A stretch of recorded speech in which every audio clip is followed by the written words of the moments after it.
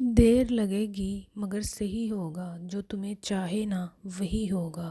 دن برے ہیں زندگی نہیں، صبر رکھو سب صحیح ہوگا انشاءاللہ۔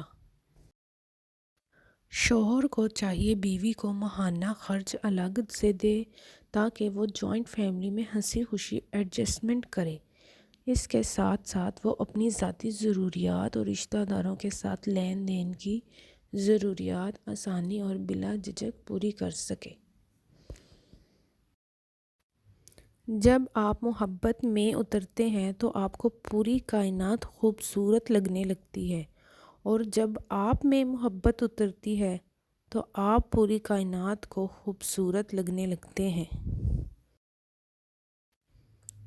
دنیا تعلیم یافتہ لوگوں سے بھر گئی مگر انسانیت سے خالی ہو گئی۔